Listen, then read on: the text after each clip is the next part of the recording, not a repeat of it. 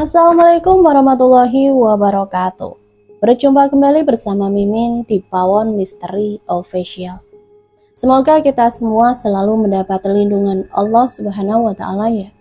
Diberikan nikmat sehat walafiat serta dimudahkan segala urusannya. Amin ya robbal alamin.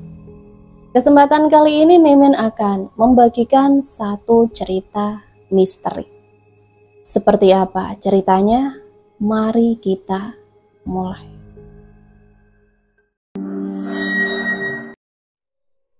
Wangi semerbak di malam hari, wangi melati menguar di kamar sempit yang kini kutinggali. Aku tak takut, malah merasa tenang dan merasa terhipnotis dengan wangi yang begitu semerbak, aroma bunga melati ini. Sosok wanita berbaju putih itu menatap sedih, menatap tanpa ekspresi. Kenapa harus datang awal sekali sih? Tak bisakah datang sedikit lebih lama agar aku bisa menikmati harum bunga ini sedikit lebih lama? Gerutu batinku yang sedikit kecewa. Sosok itu tak bergerak sama sekali. Dia hanya diam dengan wajah sendu, menatap tajam namun kosong. Apa? Kamu mau gangguin saya? Mataku menatap marah. Dia menggeleng lalu diam kembali. Dahiku mengernyit, cukup heran karena baru kali ini aku menemukan sosok hantu yang auranya baik. Bahkan sebelum dia datang, tadi terlebih dahulu dirinya memberi aroma wangi sebagai hadiah terlebih dahulu untukku. Kenapa kau masih di sini? Pergilah kepada penciptamu. Kamu makhluk baik. Dia menangis, namun masih mematung di sudut sempit kamar ini. Ya sudah, masuklah. Aku penasaran dengan kisahmu. Namanya Melati, wanita baik namun tak sebaik nasibnya. Wanita yang dipelet oleh laki-laki bernama Burhan. Pelet yang cukup ampuh hingga membuat Melati tergila-gila kepada Burhan. Aku cukup terkejut dengan kejadian yang kulihat. Setelah Burhan membuat Melati cinta sampai tergila-gila kepadanya, namun Burhan malah menikahi orang lain. Saat itu Burhan berjalan dengan pakaian rapi, diiringi seluruh keluarga besarnya, karena hari itu Burhan akan melangsungkan pernikahan dengan wanita bernama Pipit. Burhan berjalan di depan rumah Melati, karena sebenarnya mereka memang bertetangga. Rumah mereka hanya terhalang beberapa meter saja. Sejak hari itu Melati selalu murung dan mengurungkan diri di kamarnya. Hari berganti hari, keadaan Melati semakin mengkhawatirkan. Melati menjadi sering tertawa sendiri dan terkadang berteriak tak jelas. Melati tinggal dengan ayah dan ibu sambungnya. Ibu sambungnya yang memang dari awal tak suka dengan Melati, seperti ada alasan untuk mengusir Melati dari rumah itu. Namun ayah, sebagai ayah kandung pasti tak rela jika melihat anaknya yang seperti orang gila harus dilepas begitu saja. Karena bagaimanapun Melati adalah anak perempuan satu-satunya. Karena ayah Melati tak mempunyai anak lagi selain anak sambung yang dibawa oleh istri keduanya. Ayah Melati memilih untuk memasung anaknya ketimbang dilepas ke dunia luar begitu saja. Terjadi perdebatan hebat di rumah bilik itu. Rara sebagai ibu sambung Melati tak setuju karena dia merasa tak sanggup harus mengurus anak sambungnya yang selalu berisik dan menakutkan. Terlebih keadaan Melati semakin menakutkan saja. Kini tingkah Melati semakin menakutkan. Setiap malam dia akan berteriak seperti kerasukan dan menyiksa semua orang yang ada di dekatnya. Setelah perdebatan hebat yang cukup lama, akhirnya Hendra sebagai ayah Melati memilih memasuk anaknya di tengah hutan yang cukup jauh dari rumah mereka. Dan kesepakatan pun selesai. Ibu sambung Melati setuju karena pikirnya itu ide bagus. Jika Melati dipasung jauh dari rumah juga kampung, setidaknya tak ada lagi yang akan terganggu. Aku terdiam, terharu dan hanyut dalam suasana malam itu. Setelah aku bermediasi dengan sosok Melati dan merasakan kisah pilunya, Ternyata sedari tadi air mataku sudah menetes tak berhenti. Kehidupan yang keras, diterpa masalah dengan masalah, hingga sakit hati saja tak cukup. Ditekan ibu tiri, dipelet lelaki, dan lalu ditinggalkan. Padahal Melati terkadang sadar dan tahu apa yang keluarganya lakukan kepadanya. Ah Melati, kamu wanita hebat. Tak semua wanita bisa sehebat kamu, sekuat kamu. Melati, aku tahu sakit hatimu, tapi aku tak bisa melakukan apapun. Ikhlaskan, sudahi deritamu, pergilah dengan tenang. Ucapku kepada sosok perempuan yang kini duduk di tepi jendela. Sosok itu menatapku penuh harap. Tatap matanya begitu menyedihkan, yang perlahan menjauh dan hilang. Woi, bangun, molor aja. Ayo, katanya penasaran, mau melihat air terjun. Terdengar samar suara sahabatku, Ridho. Kubuka mata perlahan. Tanganku merapat tepi bantal mencari kawai. Bukan kawai yang kudapati, tapi malah meraba wajah Ridho yang kini persis di sebelahku. Ah, dasar, sahabat stres. Setelah sarapan yang disediakan Ibu Ridho, kami bersiap untuk pergi ke air terjun yang selalu diceritakan Ridho. Air terjun yang berada di tengah perkampungan di kota Subang. Kami memang sudah lama merencanakan liburan ini. Selain Ridho yang memang sudah lama tak pulang kampung, aku pun sudah tertarik cukup lama dengan air terjun yang Ridho ceritakan. Di mana air terjun itu cukup dekat dari kampungnya. Dengan berjalan kaki saja kita bisa langsung sampai ke tempat itu. Kata Ridho, air terjun ke rumahnya hanya sekitaran 3-4 km saja. Jadi berjalan kaki saja sah-sah saja, karena memang hanya bisa diakses dengan jalan kaki saja katanya. Dalam perjalanan kita bersenda gurau, ngalor ngidul, ngebahas yang tak penting, menjadi satu humor yang akan berakhir terbahak. Kami memang serandom itu. Kami bersahabat memang sama-sama orang aneh. Orang yang ngebahas sapu lidi saja bisa sampai tertawa. Pokoknya dalam satu tim kerja hanya kita berdua, orang yang tak pernah merengut memikirkan beban hidup. Kita seperti orang yang lurus-lurus saja, seperti manusia tanpa beban. Dok, di kampungmu pernah ada perempuan bernama Melati? Tanyaku asal saja, karena tiba-tiba terfikirkan kejadian semalam. Maksudnya Ibu Melati yang dipasung di hutan. Jawab Ridho santai. Lah, emang dia masih hidup? Aku kaget karena Ridho menjawab seolah Melati masih hidup. Dia mah gak bakalan mati, Riz. Orang kena kutukan sendiri. Ntar dulu. Kamu tahu dari mana tentang Ibu Melati? Kini malah Ridho yang terlihat kaget. Ridho menghentikan langkahku, menatap heran karena aku memang belum bertemu siapapun di kampungnya. Pasti dia heran karena baru kemarin sore kita sampai ke rumahnya. Kita langsung rehat dan aku dipersilahkan tidur di kamar tamu.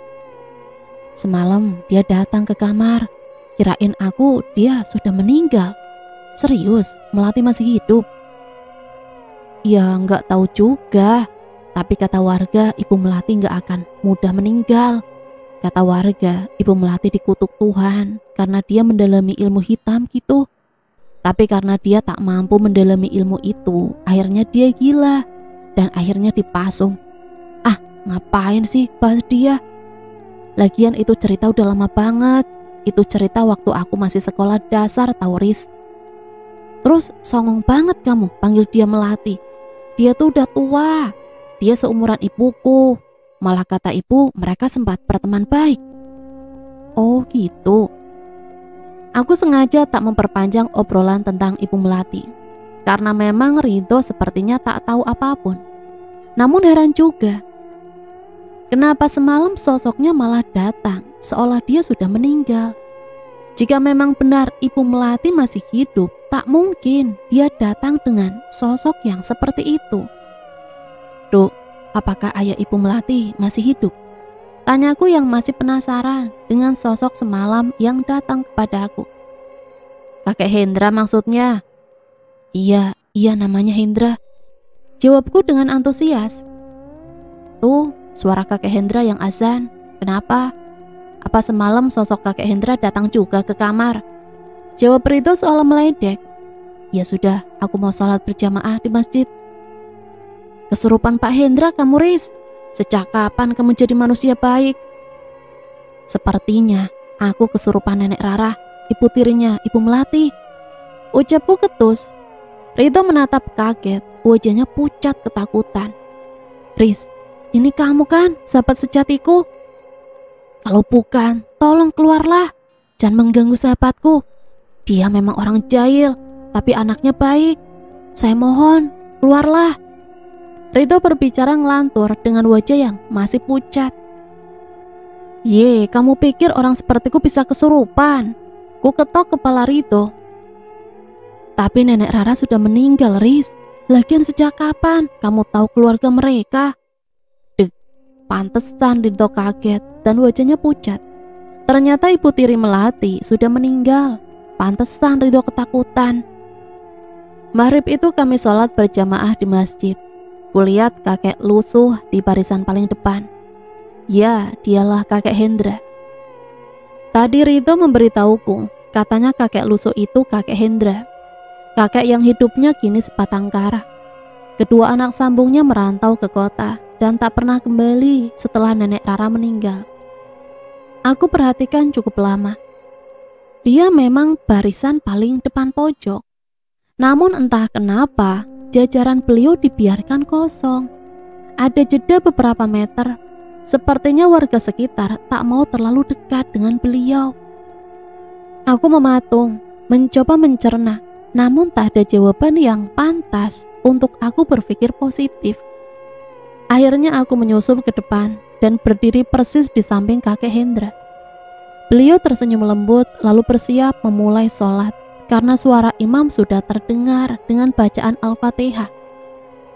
Setelah sholat berakhir, aku memutuskan untuk tetap diam di masjid itu, menunggu kakek Hendra hingga sholat Isya. Ridho izin untuk pulang duluan dengan alasan sakit perut. Padahal aku tahu itu hanya alasan semata. Palingan dia sakit kram karena tak terbiasa duduk lama di masjid. Setelah satu persatu pulang hingga sang imam pun meninggalkan masjid. Namun tidak dengan kakek Hendra, beliau masih duduk dengan sigap. Perlahan kulihat air matanya keluar, menetes. Kedua tangannya menengadah ke atas. Suaranya terdengar cukup keras dengan memohon. Ya Robbi, tolong jangan ambil nyawa hamba terlebih dahulu. Hamba ikhlas jika anakku kau ambil terlebih dahulu. Hamba ikhlas. Hamba tak pernah mengeluh jika ini ujian untukku. Hamba ikhlas. Namun dengarkan doa hamba yang satu ini ya Allah. Tolong pertemukan kami di tempat terbaik-Mu kelak. Kakek Hendra bersujud dengan isak tangisnya. Aku menjadi pemerhati malam itu. Aku semakin penasaran dengan Ibu Melati. Sebenarnya apa yang membuatnya terjebak di dunia ini? Karena aku tahu sebenarnya beliau sudah lama pergi dari dunia ini. Namun kenapa raganya masih terjebak di dunia? Nak, kamu bukan orang sini ya? Apa kamu tersesat? Atau kamu kemalaman? Jangan tidur di sini nak, nanti Pak RT marah. Kalau kamu tak keberatan, tidur di rumah kakek saja. Kakek Hendra mengejutkan ketika aku tertidur. Sampai tak terasa saking lamanya aku menunggu kakek Hendra sampai aku ketiduran di sini. Bu, boleh kek? Nama saya Riz. Saya kawannya Ridho dari Jakarta. Saya sedang liburan di sini. Aku mengusap mata yang masih perih dan kering. Oh, lalu kenapa malah tidur di sini? Gaduh ya sama nak Ridho. Ya sudah, ayo tidur di tempat kakek saja. Kakek Hendra menarik tanganku. Lalu kami berjalan cukup jauh hingga akhirnya kita sampai ke rumah kakek Hendra. Lalu kukirim pesan kepada Ridho jika malam ini aku akan tidur di rumahnya kakek Hendra. Rumah tua yang sudah sangat lapuk, langit-langit yang terbuat dari anyaman bambu, bocor di mana-mana. Bahkan di ruangan tengah sudah tak ada lagi. Jadi ketika melihat ke atas langsung terlihat genteng. Dan genteng pun sudah ada yang tanggal beberapa. Kuhela nafas panjang. teringat almarhum Abah. Bukan karena Abah menderita seperti kakek Hendra, namun aku tak bisa membayangkan jika almarhum Abah bernasib sepertinya. Kakek Hendra menggelar tikar lusuh, tikar yang di setiap sudutnya koyak. Lalu beliau mengambil beberapa bantal dari kamar. "Nak Riz, tidur di kamar ya, kakek tidur di sini. Kalau Nak Riz butuh sesuatu, beritahu kakek saja." "Ya Allah, kakek lupa. Kakek belum menyiapkan suguhan untuk tamu. Nak Riz tunggu ya." Kakek bergegas ke ruangan gelap. Aku yang sedari tadi duduk di kursi kayu langsung mengikuti kakek.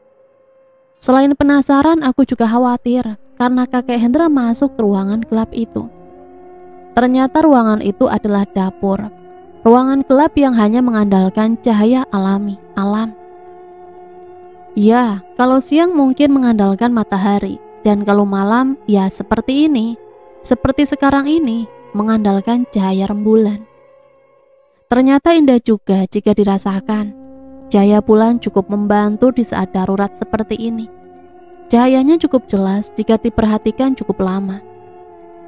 Kakek Hendra langsung mengambil beberapa ranting kecil dan memasukkan ke dalam tungku yang terbuat dari batu merah yang disusun agak zigzag. Beliau membakar sobekan kardus lalu dimasukkan ke dalam kumpulan ranting kecil itu. Setelah api membakar ranting-ranting kecil itu, kakek Hendra baru memasukkan kayu bakar. "Nak Riz kedinginan ya? Sini, temenin kakek. Duduk di bangku kecil ini. Kakek mau mencuci peras, kita akan makan enak malam ini." Kakek Hendra menggeser bangku kecil yang terbuat dari papan kayu. Aku duduk di depan tungku perapian. Kulihat kakek Hendra cukup lihai membersihkan beras di dalam panci kecil. Setelah beras itu bersih, beliau memasukkan beberapa daun salam, garam dan sedikit minyak goreng. "Selesai, Nak Riz tungguin ya, kakek ke belakang dulu. Pokoknya kita akan makan enak." Kakek Hendra terlihat bersemangat. Senyum tipisnya membuat hatiku begitu nyaman. Kunikmati udara malam ini. Dapur yang tak beratap membuatku semakin nyaman karena bisa langsung menikmati indahnya malam. Bintang yang berkelip, rembulan yang bulat sempurna. Juga kulihat lampu pesawat yang berkedip indah. Sungguh suasana yang luar biasa. Aroma kembang melati tercium kembali. Aroma semerbak menusuk hidung pesekku. Kututup mataku. Suasana semakin menyenangkan. Terlebih semilir angin berhembus mesra menerpa kulit tubuhku yang sedikit panas karena terkena hawa panas bara dari perapian. Bahagia karena aroma melati itu menjadi pelengkap dikala suasana indah menjadi lebih indah. Sengaja kututup mata agar aku bisa menghirup bau aroma itu sedikit lebih lama. Karena aku tahu kalau kubuka mataku maka aroma itu akan hilang. Sosok itu tepat di depan mataku. Dia menatapku dengan tatapan lurus. Bibirnya sedikit tersenyum lalu mengangguk. Ucap terima kasih dia haturkan kepada aku. Aku tahu dia mengkhawatirkan ayahnya lalu menghilang. Sedikit kaget karena aku belum berucap apapun dan ternyata sosok lainnya datang. Dia datang dengan aroma bangkai yang cukup tajam. Dia menatapku, tatapan marah. Kuraba lantai tanah dapur itu. Ku cari benda apapun yang kudapatkan. Tanganku sudah menggenggam batu kecil. Tanpa menunggu lama, langsung kulemparkan ke arahnya. Ku dengar teriakannya. Dia kabur entah pergi kemana.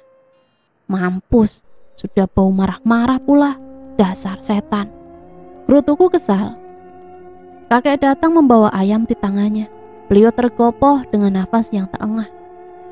Bantu kakek sembelih ayam ini nak, ucapnya dengan nafas yang tak beraturan. Kek, kenapa kakek belum bisa ikhlas? Kupecah suasana malam itu dengan pertanyaan yang menyergap. Maksud Nak Riz? Kakek belum bisa mengikhlaskan Ibu Melati, anak kakek. Mata kakek terbelalak. Beliau tampak heran menatapku. Kamu siapa? Kenapa bisa tahu Melati anak saya? Anak kakek datang kepada saya. Beliau datang dengan penuh harap.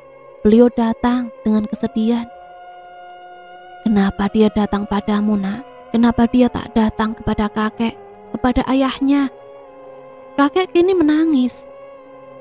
Saya tahu, kakek sadar jika Ibu Melati sudah lama pergi.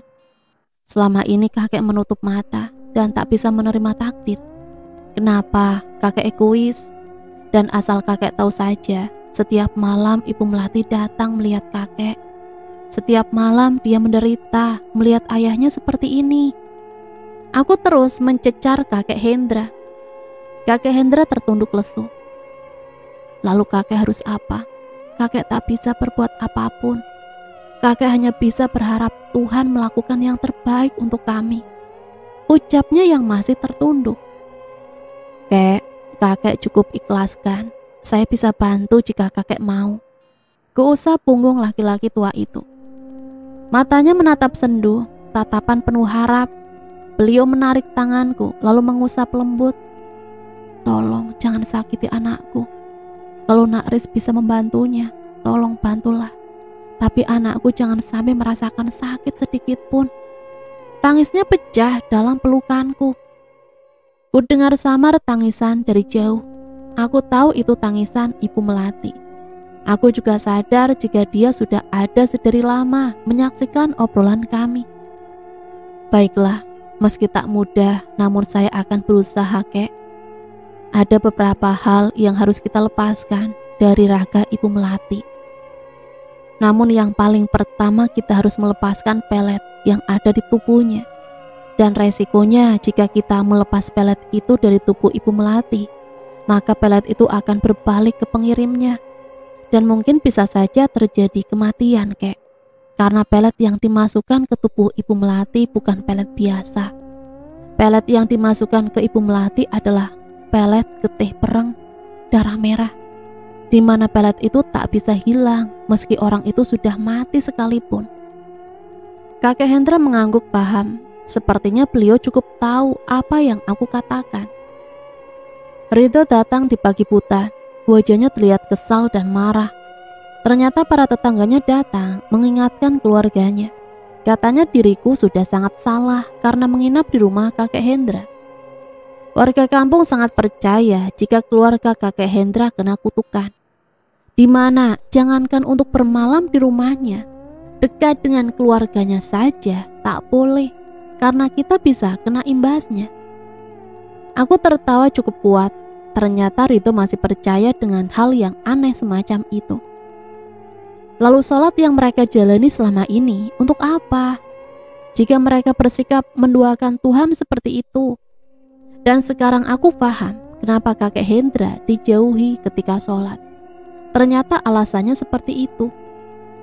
Ridho, kamu itu sahabatku bukan? Bukankah kamu tahu kemampuanku? Sejak kapan kita percaya dengan hal yang di luar nalar seperti itu? Terlebih tak ada bukti pasti. Dan sebenarnya keluarga kakek Hendra hanyalah korban. Dan jika kamu mau membantuku, mari kita pecahkan misteri ini. Namun jika kamu takut dan merasa tak nyaman, kamu boleh diam. Kutekankan maksud diri kepadanya. Ridho pasti paham maksudku. Jangan gila kamu, Riz. Aku tahu kamu memang tak bisa tinggal diam jika melihat orang yang difitnah. Tapi bagiku ini di luar batas. Aku takut nanti malah wargaku ngamuk dan mengusir dirimu. Timbal Ridho penuh cemas. Mari Kek, waktunya kita mengunjungi Ibu Melati. Seruku kepada kakek yang sejak tadi melihat kami bergaduh di luar. Riz, please lah, kali ini saja. Aku gak mau kamu terkena masalah. Ridho masih berusaha mencegahku. Tenang saja sob, aku janji kali ini akan lebih hati-hati. Ku kedipkan satu mataku. Ish, terlihat Ridho sangat kesal, tapi ia pasrah. Ayo nak, apa kamu gak kangen sama Tante Melati? Ajak kakek Hendra kepada Ridho. Ridho mematung, menatap kami berjalan memasuki hutan. Tunggu, aku ikut Riz. Bibirku tersenyum lucu mendengar suara Ridho dari belakang. Ah Ridho, aku tahu kamu tak mungkin membiarkanku terjun sendirian. Dari kejauhan tercium bau najis yang menyeruak hebat menggelitiki lubang hidungku. Terlihat kubu kecil di tengah hutan lebat, hutan yang sebenarnya tak jauh dari perkampungan. Namun entah kenapa, hutan ini terasa sangat aneh. Hutan yang seperti tak pernah dilalui warga, hanya jalan setapak yang itu pun persis setapak. Setiap kanan juga kirinya dipenuhi rumput sangat tinggi. Bahkan kami cukup tersiksa melalui tingginya rumput ini. Terkadang menghalangi ruas jalan kecil ini, mungkin karena diterpa angin atau karena bekas hewan liar yang menyebabkan rumput itu terjatuh ke ruas jalan yang kini kita lewati. Kulihat Ibu Melati terdiam di sudut gubuk itu. Tubuhnya begitu kurus, kotor dan bau. Matanya menatap nanar, rambutnya panjang dan gimbal. "Ridho, buka jaketmu." Titaku serius. Ku dengar isak tangis pasrah. Ternyata Ridho yang menangis. Aku kira itu kakek Hendra. Ternyata sahabatku yang kini terduduk sambil menutup wajahnya. "Tante Melati, aku kira keadaan tante tak separah ini," ucap Ridho terbata. Sedangkan kakek Hendra hanya menatap kosong. Tak ada kata yang terucap. Beliau terdiam dengan mata yang sudah berkaca-kaca. Kita bawa Ibu Melati pulang. Aku berjalan ke arah Ibu Melati. Kupegang rantai besar itu, rantai yang mengikat kaki kurusnya. Lalu beberapa detik kemudian rantai itu melebur hancur. "Pakaikan jaketmu Ridho, biar ku gendong Ibu Melati." Dengan sigap Ridho langsung membuka jaketnya. Lalu dia pakaikan jaket itu kepada Ibu Melati.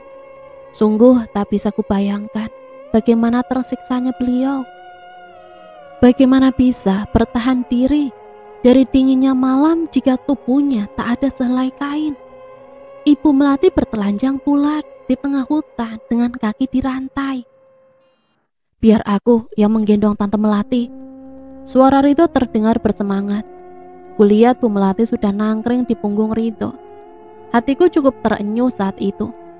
Ridho yang tadinya berusaha mencegahku, kini dia malah lebih bersemangat melebihi aku. "Apa ini gak akan terjadi masalah, Nak Riz?" Kakek Hendra terlihat sedikit gusar. Kuusap lagi pundak kakek Hendra. Kusimpulkan senyum agar hatinya sedikit tenang. "Percaya sama saya, Kek. Apapun resikonya, saya akan bertanggung jawab." "Ya, Kek. Kakek percayakan semuanya kepada kami." Timbal Ridho penuh percaya diri. Kakek Hendra memelukku. Dia menangis haru dengan ucapan terima kasih yang entah berapa kali kepada kami. Kulihat kakek begitu bersemangat berjalan pulang. Bahkan langkahnya kini sangat cepat, sangat berbeda dengan tadi saat kami ingin melihat keadaan Ibu Melati. Ridho melepaskan Ibu Melati di kursi kayu. Kakek sibuk di dapur memanaskan air di panci besar. Tak lupa beliau memasak nasi juga di tungku satunya lagi. Karena tungku di dapur kakek memang ada dua. Tungku itu berjejer berdekatan. Wajahnya terlihat penuh bahagia. Sesekali kulihat air matanya keluar. Meski tak lama kemudian beliau akan cepat mengusapnya. "Ah, kakek Hendra, sungguh mulia hatimu, Kek." "Ridho, pergilah ke pasar, beli ayam atau apapun yang bisa dimasak. Kita akan menyiapkan makanan lezat untuk Ibu Melati, juga untuk kita. Aku akan di sini terus. Aku tak bisa pergi terlalu jauh karena ada yang mengawasi kita." Ridho mengangguk setuju. Ridho memang sudah pasti tahu apa yang aku bicarakan. Karena sebenarnya Ridho pun hampir sama sepertiku. Dia pun bisa melihat makhluk tak kasat mata sepertiku. Setelah air mendidih, dengan sikap kakek memindahkan airnya ke dalam wadah besar. Keluar langsung menimba air dari sumur di samping rumahnya. Beliau campurkan air panas itu dengan air yang baru saja ditimbanya. Tangannya beberapa kali masuk ke dalam wadah plastik besar itu, lalu menimba kembali karena mungkin dirasa air itu masih terlalu panas untuk memandikan anaknya. Setelah dirasa airnya sudah cukup hangat, kakek meminta bantuanku untuk memindahkan Ibu Melati ke kamar mandi. Tanpa rasa canggung, aku ikut memandikan Ibu Melati. "Ya Allah, Nak, ayah kira nasibmu tak akan sepahit ini. Maafkan ayahmu yang bodoh ini, Nak. Ayah bodoh dan tak tahu apa-apa. maafkan ayah." Kakek Hendra seketika menangis, sedih melihat tubuh anaknya. Jangankan kakek Hendra, yang ayah biologisnya. Aku saja yang tak kenal sama sekali dengan Ibu Melati, sedari tadi menahan tangis. Karena jujur tak tega melihat raganya. Tubuh yang tinggal tulang belulang, nyaris tak ada daging sama sekali. Mungkin jika tak ada kulit yang melekat di tubuhnya, maka tulang itu akan terlepas berantakan. Kuambil darah Ibu Melati beberapa tetes. Kusatukan dengan air mentah dalam cawan. Kututup dengan kain putih, lalu kusiapkan beberapa benda lainnya, seperti rambut, kuku, juga darah kakek Hendra. Kusatukan kuku dan rambut Ibu Melati dengan darah kakek Hendra sebagai penawar pelet getih perem. "Kita mulai tengah malam nanti, kek. Kakek rehat saja dulu, kita gantian. Kita tak boleh lengah malam ini, karena para sosok iblis itu semakin banyak, kek. Mereka sudah mencium niat kita. Ridho, kamu juga tidur, selagi bisa. Karena jika malam sudah lewat, kita tak bisa tidur lagi. Kita akan terjaga sampai subuh." Aku mulai mengatur rencana. Ternyata dukun yang membantu Burhan masih hidup. Dukun itu kini mulai menyerangku. Aku berlagak baik-baik saja agar mereka tak risau, terutama kakek Hendra. Karena sebenarnya kakek Hendra memang tak memiliki kekuatan apapun. Beliau manusia polos yang baik. Semilir angin sudah di luar nalar. Angin yang terdengar cukup ribut. Angin yang terus berputar mengelilingi rumah kakek Hendra. Terlebih beberapa menit lagi tengah malam akan tiba. Kulihat kakek Hendra sigap berjaga. Beliau tak bergeming sedikit pun, meski sudah kuizinkan untuk tidur terlebih dahulu. Namun beliau memilih untuk duduk bersama anaknya yang sesekali dielusnya manja. Lain halnya dengan Ridho, dia langsung tidur pulas, persis kerbau. Bahkan Ridho tidur dengan dengkuran kuat, dengkuran yang terdengar seperti nada Big Box, dan sesekali membuat kami tertawa kecil saat dengkurannya terdengar sangat kuat. "Ridho, bangun, sudah saatnya kita meditasi." Ridho langsung terbangun. "Mana iblis itu? Di mana iblisnya?" Tingkah Ridho saat terbangun. Mataku menyipit kesal ke arahnya. Lalu Ridho langsung paham jika meditasi belum dimulai. "Pergi wudhu sana, cepat, waktunya tinggal 5 menit. Titahku tegas. Kakek bacakan beberapa surat di kertas ini ya. Jangan sampai berhenti. Dan setelah selesai membaca surat ini, kakek tiupkan ke tubuh Ibu Melati. Kakek lakukan terus-menerus sampai nanti saya bilang berhenti. Baru kakek boleh berhenti. Apapun yang terjadi, kek, kakek tak boleh terputus membaca surat Al-Quran yang ada di kertas ini. Ingat ya, kek, apapun yang terjadi, jika kakek merasa takut, kakek tutup mata saja." Kakek anggukan kepalanya sebagai tanda setuju. Karena memang di kasus ini sang ayah memang harus ikut andil. Karena hanya ayah yang mampu merontokkan ajian pelet getih berem itu. Ridho datang dan sudah mulai bersiap. Dia bersilah tepat di belakangku. Bagi Ridho ini bukan hal pertama, karena kami pernah beberapa kali melakukan hal demikian, meski beberapa kasusnya berbeda. "Duk, kali ini sangat kuat. Kamu hati-hati, jangan sampai lengah dan terbuai. Karena kali ini aku akan sibuk dan mungkin tak bisa membantumu. Jadi saranku, tetap fokus saja ke inti." Ku coba mengingatkan Ridho. Kita awali dengan Bismillahirrohmanirrohim. Kakek mulai membaca surat Al-Quran yang tertulis di selembar kertas yang kuberikan. Ridho mulai masuk ke dalam dunia lain. Tugasnya menangkis beberapa gangguan yang nantinya akan menyerangku. Meski tak semuanya sosok yang datang kepada Ridho menyeramkan, namun terkadang godaan manis yang membuat Ridho lengah dan hampir membawa Ridho ke dalam alam gaib nantinya. Keringat sudah mengucur deras, panas mulai kurasakan. Serangan demi serangan mereka kirim kepada aku. Terdengar keributan di atas rumah kakek Hendra. Saling serang sudah tak terelakkan. Terdengar tertawa Ibu Melati. Beliau terbangun dan menertawakan kami. Ibu Melati mulai bertingkah aneh. beliau mencakarku dengan sangat kuat. Lalu beliau menjerit kepanasan ketika kuku panjangnya menusuk kulit kasarku. Ibu Melati terpental cukup jauh. Beliau mengerang kepanasan, matanya terbelalak penuh kemarahan. Kakek Hendra mulai terlihat gusar. Beliau terlihat sedikit gusar, khawatir. Terlebih saat Ibu Melati terpelanting jauh tadi. "Fokus, jangan sampai berhenti," bentakku saat kakek Hendra ingin menolong Ibu Melati. "Eyang, datanglah, buyutmu mengundangmu," ucapku dalam hati. "Kini ku minta jasa Eyang." Jujur aku mulai khawatir karena aku lihat kakek Hendra mulai kewalahan. Lalu Ridho terlihat mengkhawatirkan. Ridho mengeluarkan cairan darah di mulutnya. Sepertinya mereka malah menyerang Ridho. Mereka tahu kelemahanku, mereka tahu jika aku cukup kuat. "Ridho, mundur, tolong kakek Hendra," titahku saat ku sadari kehadiran Eyang. Kini serangan itu berbalik ke arahku.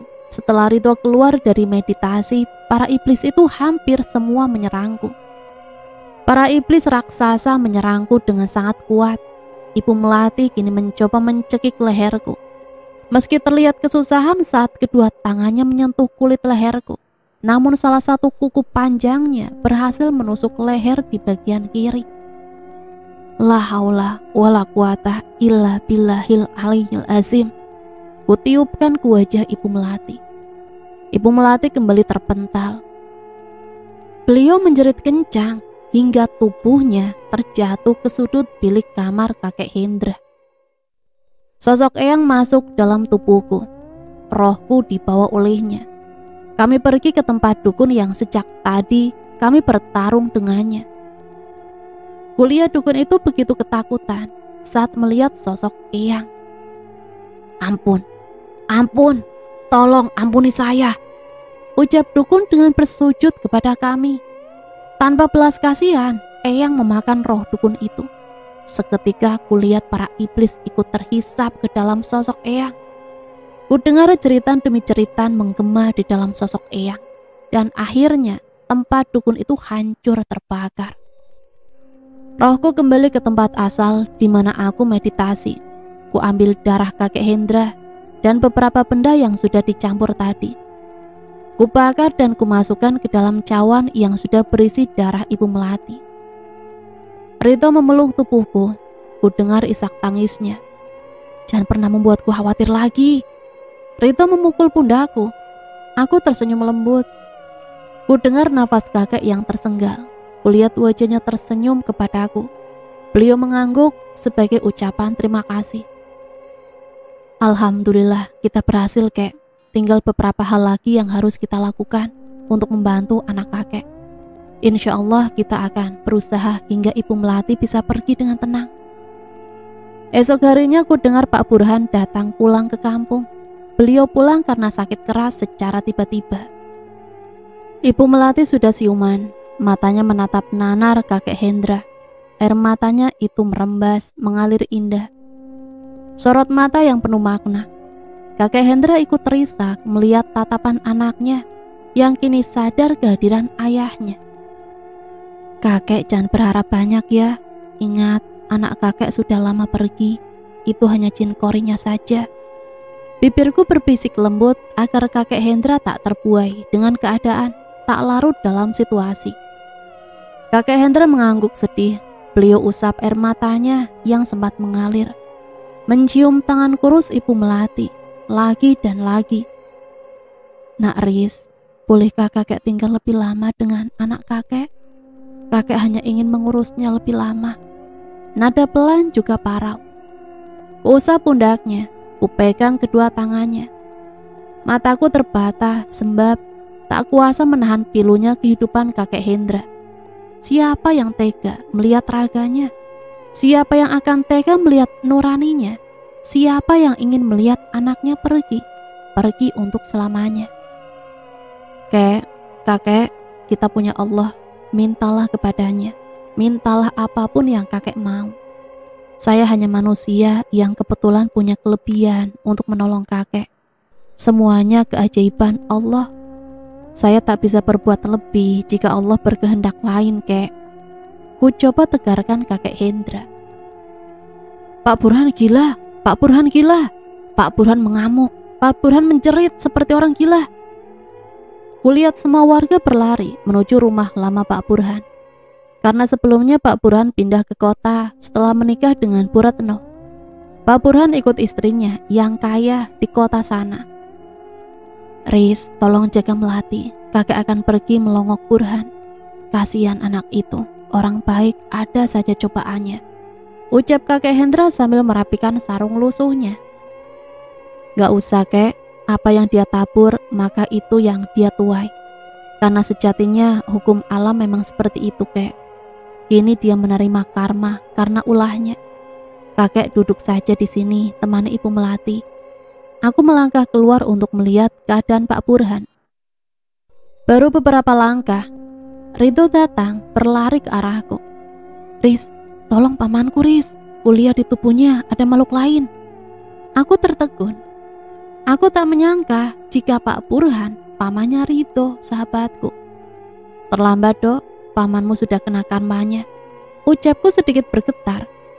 Ridho menatap kaget, wajahnya berubah pucat. Kini rauna kesedihan menyelimuti wajahnya. Maksudmu, pamanku berbuat tak baik?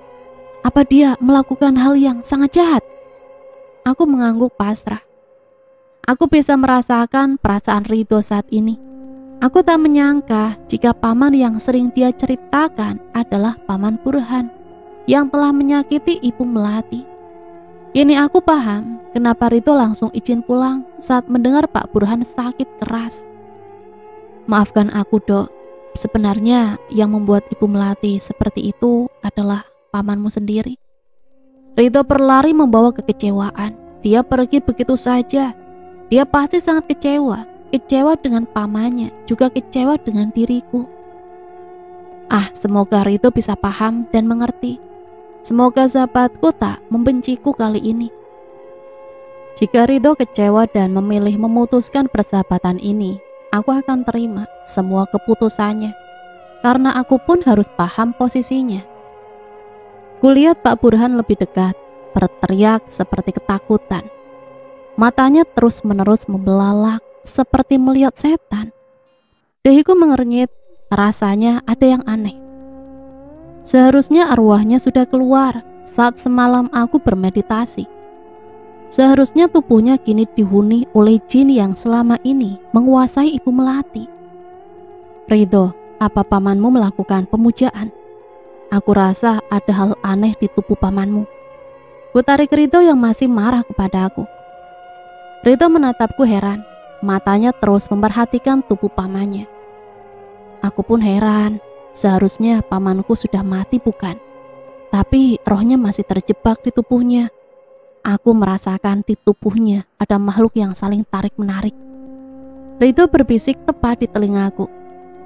Apa pamanmu juga korban pelet?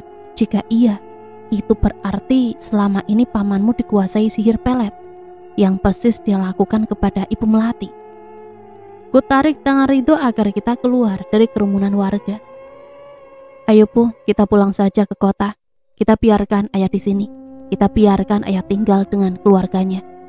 Terdengar suara laki-laki yang seumuran denganku. Kulihat Ridho menampar laki-laki itu. Matanya langsung terkejut. Baru saja Ridho di sampingku, namun kini tubuhnya sudah berada di tengah kerumunan warga lagi. Anak macam apa kamu? Bisa-bisa bicara seperti itu kepada pamanku, teriak Ridho penuh marah. Tiba-tiba Ridho ditampar oleh ibu-ibu yang sejak tadi menangisi Pak Burhan. Pasti itu istrinya yang bernama Retno. Jangan sentuh anakku, dasar anak tak punya adab. Bu Retno membentak Ridho yang kini sedang mengusap pipinya. Adab? Kalau tante punya adab, tante tak mungkin bermain sihir pelet. Ngaku saja jika tante telah menyihir paman saya dengan sihir pelet kan? Ridho seolah terpancing amarahnya. Matanya menatap kesal perempuan itu. Kini warga saling menatap satu sama lain. Terlihat para warga saling berasumsi dengan imajinasinya masing-masing. Ayo Bu, kita pulang. Ayah sudah banyak menyakiti ibu. buat apa kita masih di sini? Anak Bu Retno menarik paksa ibunya. Sepertinya pelet yang dikirim Bu Retno sudah sedikit memudar. Terlihat dari percakapan anaknya yang katanya ayahnya sering menyakiti ibunya. Aku juga Ridho hanya diam sejak tadi, tak ada patah kata sama sekali. Rasa kesal, amarah juga kecewa sangat terlihat di dalam diri Ridho.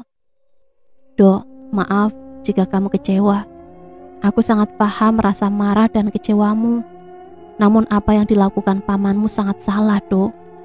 Apapun alasannya, salah tetap salah. Ku coba memulai pembicaraan, berharap Ridho berbicara pada aku. Aku tak marah padamu, Riz. Aku hanya kesal saja dengan Tante Retno, terlebih kepada anaknya tadi. Kalau saja Tante Retno tak menyihir pamanku dengan pelet, mungkin pamanku kini sedang berbahagia dengan Tante Melati. Meski aku tahu paman salah, sangat salah. Tapi jika Tante Retno tak menyihir paman kala itu, pasti Tante Melati juga tak akan seperti ini, bukan, Riz? Tante Melati tak akan sakit, tak akan gila hingga harus dipasung. Ridho terus berandai menatap hamparan langit luas nan tinggi. Aku diam membatin, apa yang diucapkan Ridho ada benarnya juga. Bu Melati sakit hingga gila karena ditinggalkan Paman Burhan, laki-laki yang sangat dicintainya kala itu. Meski rasa cinta itu disebabkan sihir pelet, tetapi pelet yang dikirim Paman Burhan bukan pelet biasa. Sudahlah, Dok, apa yang sudah terjadi ya terjadilah. Nasi sudah menjadi bubur. Sekarang kita fokus ke Ibu Melati dan juga Paman Burhan saja. Kutepuk pundak Ridho. Kakek Burhan mengepalkan tangannya. Dia menyambutku di balik pintu. Wajahnya terlihat sangat marah. Kusambut dirinya dengan senyum. Kakek pasti sudah tahu siapa yang telah menyakiti anaknya selama ini. Ikhlaskan, Kek. Tak ada gunanya lagi marah, terlebih dendam. Orang yang menyakiti anak kakek sudah mendapatkan karmanya. Ucapku dengan nada sangat sopan. Tapi penderitaan si Burhan tak sebanding dengan derita anakku. Bibir kakek Hendra terlihat menahan amarah. Jaminan anak kakek surga, Ibu Melati kini sudah sangat bersih. Tak ada noda sedikit pun. Jika kakek ingin bersama dengan anak kakek kelak, saya sarankan kakek untuk mencoba ikhlas. Karena ilmu ikhlas adalah ilmu paling tinggi untuk kita sebagai manusia, Kek.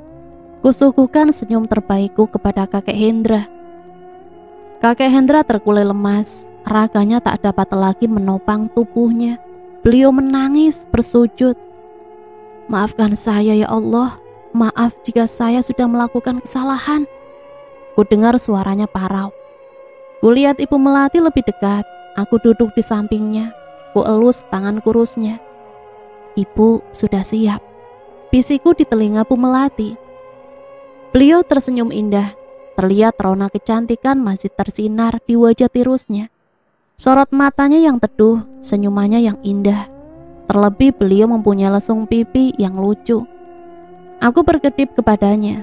Ku anggukan kepalaku sebagai tanda jika aku sudah siap membantunya untuk yang terakhir kali. Ayah, Melati sudah siapkan makan malam. Mari kita makan bersama. Ayo ayah. Nak Riz duduk di samping ibu. Ibu Melati menyambut kami selepas pulang dari sholat Isya. Air mata kakek Hendra mengalir deras, tak kalah mendengar suara anaknya yang lembut. Melati tersenyum melihat wajah kakek Hendra yang kini terlihat menangis bahagia. Kakek Hendra menatapku. Kulihat aura itu, aura kebahagiaan yang tak bisa kubayangkan sama sekali. Peluklah, peluk anakmu, Kek. Tanganku mengusap pundak kakek Hendra. Mataku sembab melihat pelukan erat itu. Pelukan rindu, pelukan kasih sayang, pelukan syukur. Maafkan Melati, ayah. Maafkan Melati karena tak bisa menjadi anak yang baik. Ibu Melati kini menangis di pelukan kakek Hendra. Ayah yang salah, nak. Ayah yang tak bisa menjagamu dengan baik. Timbal kakek Hendra dengan mencium pundak anaknya. Maaf, Kek, hanya itu yang bisa aku hadiahkan untukmu. Andai saja aku bisa membuat roh Ibu Melati tinggal lebih lama di tubuhnya. Andai saja, namun itu sangat tak mungkin. Aku tak mungkin merubah takdir. Malam ini kami bertiga makan dengan penuh bahagia. Kebahagiaan memenuhi ruangan gubuk ini. Ruangan yang kini dipenuhi cinta. Cinta seorang ayah yang begitu besar. Kakek istirahat saja. Malam ini saya akan mengeluarkan ilmu leluhur dari keluarga Ibu Melati. Di tubuh Ibu Melati ada ilmu yang disebut kejayaan, di mana ilmu itu biasanya dimiliki para leluhur kita dulu, semacam ilmu kebal atau semacamnya. Dan sebenarnya Ibu Melati tak tahu menahu dengan ilmu ini, karena kenyataannya ilmu ini diturunkan oleh buyut Ibu Melati saat terkena sihir pelet. Jadi ilmu ini tak bisa menolak ilmu pelet yang dikirim oleh Pak Burhan, karena sudah terlambat. Jika ilmu kejayaan diturunkan sebelum pelet itu datang, pasti kejadiannya akan berbeda, kek. Salah satu resiko ilmu kejayaan, salah satunya adalah kita akan kesulitan untuk mati. Jasad kita akan tersiksa meski roh kita sudah dipanggil Sang Pencipta. Jadi saya akan membuang ilmu ini, karena sejatinya ilmu ini sangat menyesatkan. Kakek Hendra yang terus-menerus menangis sejak tadi hanya bisa mengangguk. Aku sangat paham isi hatinya, namun ini jalan satu-satunya untuk menolong Ibu Melati. Aku tak mungkin membiarkan roh juga jasad Ibu Melati terjebak dan tersiksa di dunia ini. Aku sudah bersiap untuk melepas ilmu kejayaan yang ada di tubuh Ibu Melati. Kini Ibu Melati tertidur kaku di atas tikar kamarnya. Aku bersilah di atas kepalanya, mulai membacakan surat-surat Al-Quran, lalu doa dan diteruskan dengan berzikir. Kakek Hendra memilih untuk tidak bersamaku. Beliau pasti tak kuat jika melihat semuanya. Beliau memilih duduk di luar kamar. Sesekali terdengar riuh isak tangisnya. Aku mulai menyentuh kepala Ibu Melati, menyentuh cukup lama hingga tanganku terasa panas. Aku mulai merasakan ilmu itu. Aku merasakan kekuatan ilmu kejayaan yang sangat bandel untuk kutarik. Aku terus berfokus dan terus meminta bantuan ilahi, ditambah dengan doa dan dzikir hingga ilmu itu mampu kutarik. Aku mulai menarik ilmu itu dari kepala Ibu Melati, berusaha menarik dari kepala dan harus berakhir di kakinya. Jujur ini sangat berat. Sangat-sangat berat, seperti menarik manusia 5-10 orang. Aku sangat berusaha keras. Ku keluarkan semua tenagaku agar ilmu kejayaan musnah di dunia ini. Perlahan aku bisa menariknya. Kini ilmu itu tersangkut di dadanya. Dan ini memang sudah biasa. Tubuhku sudah dibanjiri keringat. Kini aku terlihat sudah basah kuyup seperti orang lepas mandi, saking kuatnya. La haula wala quwata illa billahil aliyil azim. Ya Allah, berikanlah hamba kekuatan. Ku tarik dengan sepenuh tenaga. Aku terus berzikir tanpa jeda hingga akhirnya ilmu itu ku tarik hingga kaki Ibu Melati. Dengan cepat aku langsung keluarkan ilmu itu sebelum masuk lagi ke tubuh Ibu Melati. Karena lengah beberapa detik saja, ilmu itu akan langsung masuk lagi. Dan jika ilmu itu tak segera aku keluarkan, maka aku harus mengulang lagi dari awal. Setelah ilmu itu kini di tanganku, dengan segera aku meniup dan menghancurkannya. Tak akan kubiarkan ilmu itu masuk ke dalam tubuh manusia. Tak akan kubiarkan ilmu itu menemukan tuan baru. Ilmu seperti ini harus musnah di bumi ini. Alhamdulillah, ucapku lemas. Ku dengar ucapan terima kasih di atas rumah kakek Hendra. Aku tahu itu roh Ibu Melati. Sekarang Ibu Melati sudah bisa pergi dengan tenang. Ku tatap jasad Ibu Melati, jasad yang sudah tak bernyawa lagi. Jasadnya mengeluarkan wangi melati. Ku rasakan semerbak bunga ini, semerbak yang keluar dari tubuhnya. Kumandang subuh ku dengar dari masjid. Suara kakek Hendra yang sudah sangat aku hafal. Maafkan aku, kek. Dalam batinku merasa sedih. Ku tinggalkan jasad Ibu Melati. aku keluar kamar untuk menjalankan sholat subuh terlebih dahulu. Kulihat kakek Hendra tertidur di tikar lusuh itu. Aku terkejut karena sebelumnya aku mendengar suara azan kakek Hendra di masjid tadi. Kuhampiri dirinya untuk kuajak sholat berjamaah di masjid. Kugoyangkan tubuhnya, tapi kakek Hendra tak bergerak sama sekali. Sekali lagi kugoyangkan tubuhnya. Kini aku lebih kuat lagi membangunkan kakek Hendra. Masih saja beliau tak bergerak sama sekali. Kutatap wajahnya yang teduh, wajah yang kini terlihat pucat. Aku langsung memegang urat nadinya, merasakan hawa nafasnya. Innalillahi wa inna ilaihi roji'un. Ku peluk jasad kakek Hendra. Pergilah kek, semoga kakek bertemu dengan anak kesayangan kakek di surganya Allah, amin. Dan hari itu juga Pak Burhan pun meninggal dunia. Hari itu semua warga sibuk karena harus mengebumikan 3 orang sekaligus. Dan cerita selesai sampai di sini. Semoga kita semua bisa mengambil hikmah di balik cerita ini ya. Ambil positif dan buang negatifnya. Sampai di sini saya pamit undur diri, mohon maaf apabila banyak salah kata. Sampai berjumpa kembali di cerita-cerita selanjutnya. Matur nuwun, wassalamualaikum warahmatullahi wabarakatuh.